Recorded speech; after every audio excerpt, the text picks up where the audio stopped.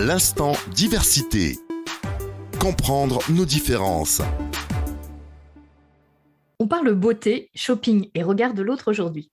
Comment se passe le quotidien quand on ne voit pas ou quand on ne voit plus? On accueille aujourd'hui Priscilla pour en parler. Bonjour Priscilla. Bonjour Véronique. Est-ce que tu peux tout d'abord te présenter? Alors, donc je suis Priscilla, j'ai 38 ans, je suis parisienne et je suis non-voyante depuis l'âge d'à peu près 3 ans. Voilà, donc je suis l'heureuse maman de 2 petits bouts de chou et dans mon parcours scolaire et formation, j'ai été jusqu'en licence de lettres modernes, mais ensuite je me suis complètement redirigée vers le domaine du bien-être. Voilà, et j'ai fait une école de shiatsu et en même temps j'ai monté une association qui s'appelle Chouette ton look qui vise à rendre le plus accessible possible justement les domaines du bien-être, de la beauté et de la mode. Ça tombe très bien, ce sont nos thèmes aujourd'hui. Alors on va justement parler peut-être dans un premier temps de beauté. Pour toi, la beauté, qu'est-ce que ça représente, Priscilla? Alors la beauté, c'est un vaste sujet parce que c'est quand même quelque chose pour moi qui reste très abstrait. Alors si on parle de beauté en général, je pense que c'est plus un ressenti, un ressenti plus qu'une vérité absolue. Enfin, voilà, je sais pas si c'est très clair, mais par exemple, si on me parle d'un endroit, d'un paysage qui est très beau, on pourra essayer de me le décrire, je vais m'en faire une idée dans ma tête, mais je vais plus me fier à ce que je ressens à ce moment-là dans ce dit paysage, et peut-être que le fait qu'on me dise que c'est beau aussi, d'ailleurs, va permettre que j'interprète les choses d'une manière beaucoup plus positive. Et si on parle de la beauté physique, dans ces cas-là, c'est pareil, je pense que c'est plus quelque chose de ressenti. Moi, je vais m'imaginer en fait quelque chose de très, très personnel. Après, est-ce que c'est quelque chose qui parlera à tout le monde? Ce que moi, je trouve beau dans ma tête, je ne sais pas. Qu'est-ce qui t'attire de ton côté? Qu'est-ce qui te fait vibrer finalement? Si pour toi la beauté, elle est abstraite, qu'est-ce qui t'attire chez l'autre? Alors en fait, je vais d'abord me fier à ce que j'entends. Du coup, si on parle d'une personne, je vais me fier à sa voix, à sa façon de parler, à la tonalité de sa voix. Et du coup, ça va déjà me donner pas mal d'informations sur sa personnalité, sur sa manière d'être. Et ensuite, j'aurai des informations sur son physique. Si cette personne me guide ou me tient par le bras, je vais pouvoir ressentir si cette personne est plutôt grande, petite, si elle est plutôt mince ou plutôt normale ou enrobée, enfin normale, si on peut dire normale. Je vais avoir plusieurs indications dans ce sens-là et ensuite, même dans sa façon de se mouvoir, sa façon de marcher, toutes ces petites choses vont m'indiquer voilà, quels sont les éléments de sa personnalité et de son physique en fait. Finalement, un ensemble d'éléments liés essentiellement à la voix, mais aussi lorsque tu te rapproches de la personne, tu ressens des choses. Voilà, c'est ça. Il y a beaucoup de personnes qui s'imaginent, je sais qu'on m'a déjà fait beaucoup la réflexion, que par exemple, lorsqu'on ne voit pas, on peut toucher un visage pour se rendre compte de comment il est.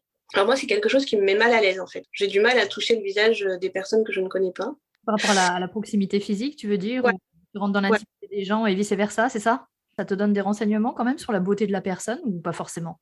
Alors oui, ça me donne oui, ça me donne des éléments par rapport à ce que moi j'imagine être beau. Et en fait, finalement, je me dis que je suis pas très loin je pense quand même ce que j'imagine n'est pas très loin de la réalité quelque part parce que quand j'ai eu la chance de faire mes études en bien-être à l'école Talgo, on avait justement des ateliers où on devait maquiller notre binôme en fait. Et une fois, donc moi je m'étais déjà fait la réflexion qu'en fait mon binôme avait un vraiment très joli visage. Je m'étais dit ça parce qu'en fait quand je touchais ses paupières par exemple, ses paupières étaient vraiment lisses, très bien dessinées. Elle représentait vraiment le bombé de l'œil. C'était vraiment, je trouvais ça vraiment joli. Son nez était pareil, très marqué en fait. Il était petit, mais très marqué avec les traits au bon endroit. Enfin, je sais pas trop comment expliquer.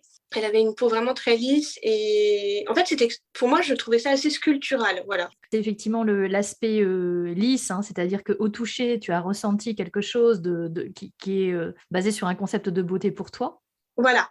du sensoriel finalement, et ensuite dans les formes, peut-être les symétries. Voilà, exactement. Dans les formes et dans la représentation que j'en avais, pour moi, c'était vraiment harmonieux. C'était joli. Il y avait du bombé là où il fallait. Enfin, voilà, la bouche était pareil, très bien dessinée. Et en fait, le professeur est venu confirmer ce ressenti que j'avais eu. Elle a pris cette personne, donc qui était mon binôme, en exemple pour je ne sais plus trop quel exercice, et en disant qu'elle avait un visage très bien sculpté. Et voilà. Donc sans que moi je lui ai demandé quoi que ce soit. En fait, elle est venue confirmer ce que j'avais ressenti. Tu as validé ton baromètre de l'esthétique, voilà. Finalement. C'est ça. Intéressant. Alors, continuons à parler justement un petit peu de maquillage. Tu dis que pendant cette formation, tu as appris à maquiller des tiers, d'autres personnes. Dans ton quotidien, comment ça se passe le maquillage ? Est-ce que déjà tu aimes te maquiller ? À quelle fréquence ? Est-ce qu'il y a des contraintes ? Explique-nous un petit peu comment c'est pour toi. Alors, j'aime me maquiller. Ça, j'avoue que c'est un petit plaisir que je ne prends plus forcément trop le temps de faire d'ailleurs, mais c'est quelque chose de très plaisant dans le sens où on prend soin de soi. Et quand on ne voit pas, il y a juste des petits éléments à prendre en compte, enfin des petits éléments, oui, qui ont quand même leur importance pour que ça fonctionne, comme par exemple la texture du maquillage, enfin oui, la texture et puis le toucher, et puis savoir aussi avoir les bons conditionnements. Il y a des produits qui sont plus adaptés que d'autres, hein, c'est ce que tu nous dis. Voilà.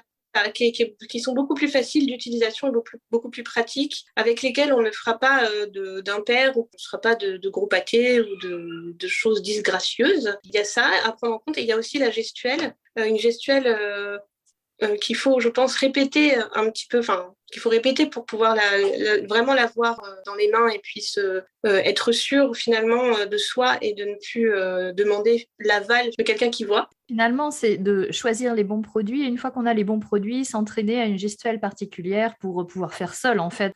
De manière autonome, voilà, sans avoir la personne voyante qui viendra vérifier si tout est bien correct, etc. Donc, c'est quelque chose là que tu ne fais plus, bon, pour des raisons circonstancielles, mais sinon, est-ce que tu avais l'habitude de te maquiller régulièrement ? C'est d'appliquer 1 ou 2 produits, ou tu faisais un maquillage complet ? Comment ça se passe pour toi ? Alors oui, j'avais l'habitude de maquiller tous les jours, au moins d'illuminer le teint avec par exemple une bébé crème ou une poudre de soleil, ça dépendait du temps qu'il faisait surtout.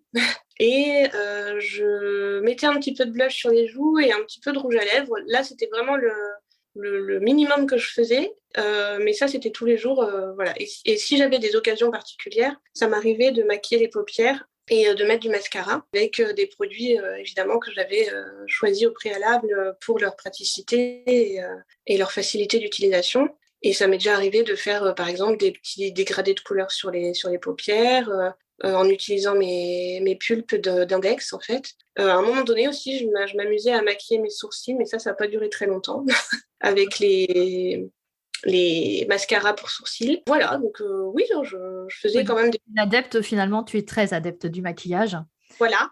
Pour rassurer un petit peu nos auditeurs et d'autres personnes qui pourraient t'écouter en se disant « Ah ben moi, pas du tout, je n'y arrive pas ». Je pense notamment peut-être aux personnes qui ont perdu la vue récemment ou ces dernières années et qui n'arrivent plus à le faire. Quels sont tes conseils, tes recommandations pour ces personnes-là et qui auraient envie, bien sûr, de continuer à se maquiller ?